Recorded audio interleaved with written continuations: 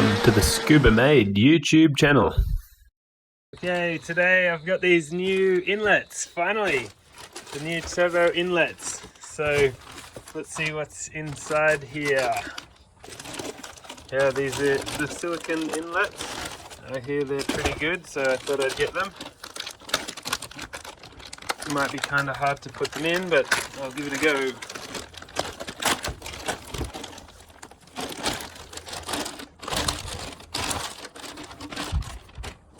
That's going to be the rear one, something like that, up the back there. And then that's going to be the front one, something kind of like that, just down from there. Awesome, let's get these in. That should be a pretty good upgrade. Let's go. To get the rear one off, I just had to disconnect this little thing. That just pops off the back there. And then I had to undo these two little screws. That took a little bit of effort. I just had the T30 there and the vice grips like that, reached down the back of the motor there, got them all from the top. And then the last one I got was this bracket. It actually seems like this bracket probably hangs like that, and it seems to hold the inlet in, because it's not like hose clamped or anything, it's just sort of pressured in. So I got that out from the top as well, and then the thing came really loose.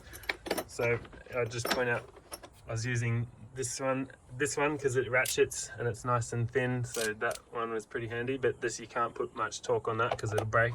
And then to crack them I used this. So now I'm hoping I can pull it out from the top here. So yeah, just pop that off there, and then I might have to go and undo the oil catch can just to give me a bit more room in there.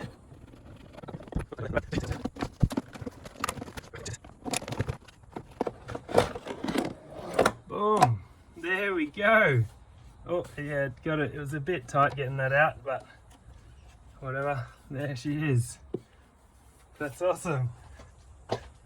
I have not seen many videos where they get these out without cutting them. So it can be done if your gearbox is out. Sick. Alright, let's get the new silicone one in. Well, there's the two rear ones side by side.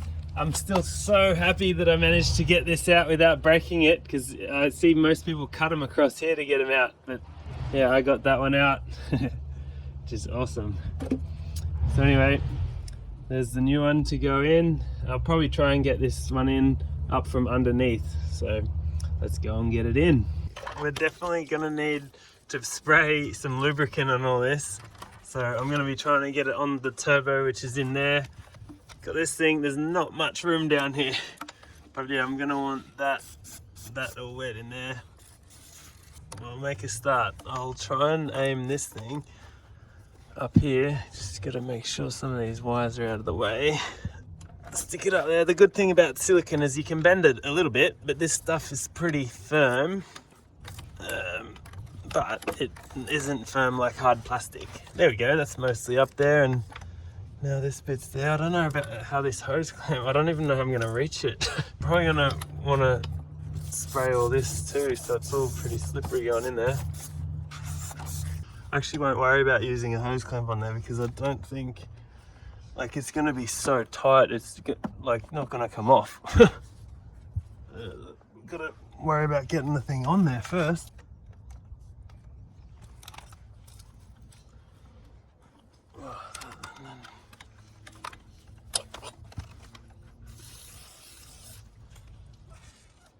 Ugh.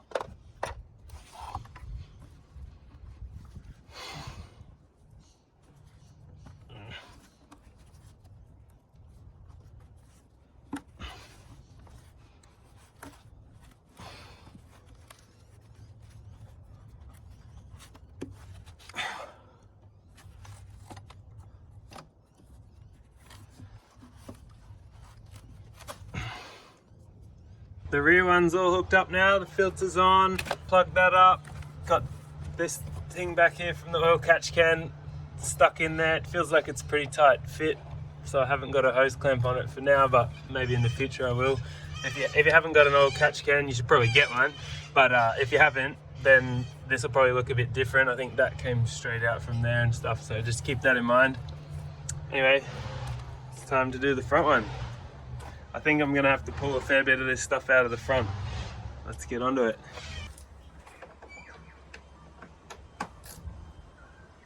I will have to take the thermo fan out.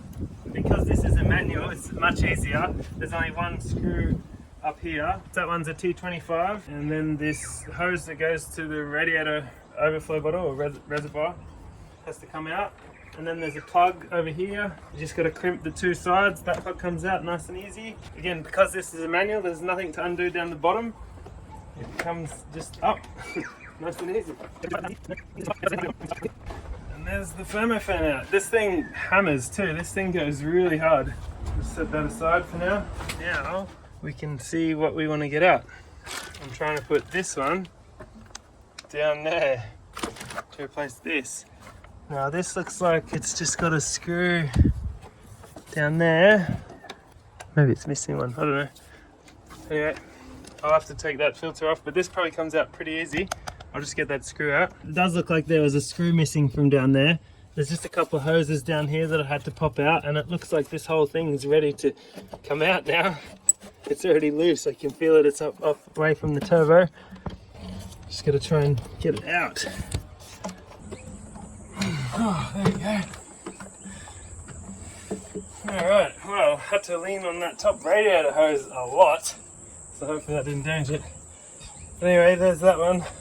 There's the new one to go in, and the old one came out, just missing the one screw there, so I didn't have to undo that. I've already put the bung in this one, same as the rear one. It's going to be a tight fit though. Let's go. Make sure it's got a lot of lubricant on it, so it hopefully slides on there, because I can't really see. Maybe I still got to come in from down here.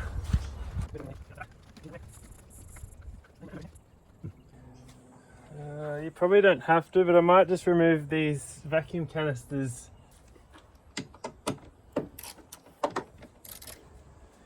Those vacuum canisters came out pretty easily. If you can see down there, I've just managed to get a hose clamp on that. That was really hard to get to, but then it comes out down there now, around here, and it's pretty close there, so we're gonna have to be careful of that. It comes up here, and I can go ahead and put the air filter in, and we'll call that one done. That was challenging though. The rear one wasn't easy either. These things are pretty hard to put in. We're just about all back together now. I can start putting that cowl back in, and the air filter or the cabin filter back in, get this all back together and get it running again, and see how it goes with those new inlets. It should have a little bit more power from what I'm told, which should be good, especially with the new clutch in and everything. That'll be awesome. It's all back together, all good. And then if you look down there, you see that nice new pipe in going down there. It's very tight. Things are pretty close down there. You can just see it down there, going down to the turbo. If you can see down there, oh, barely. Yeah, I was lucky enough to get a hose clamp on the front one, but the rear one, which is down there somewhere, didn't get the hose clamp on it. But whatever, hopefully it'll be alright. That is really close, so I hope that's not going to be an issue. But she's all back together now and running. That is awesome. And now I've got these. This is what I just took out. They were pretty difficult to get out, but yeah, so that stock one sits in there, something like that, just back underneath all that, behind where that thing is obviously. And this front one sits pretty close to about, oh, the turbo's like there, probably about like that, but down, because the angle's on the lean, so the turbo is like straight down there. But anyway, we'll get them out of the way. Hopefully I'll get that little bump in power from these. I'm yet to take it for a drive, but I'll do that soon, so hopefully you'll see that in an upcoming video, what it drives like. But yeah, thanks very much for watching, and stay tuned for more. There's a few more things to do with the car. I've just done the clutch as well, as you may have seen. I'll see you around in the next one. Thanks very much for watching. Bye bye.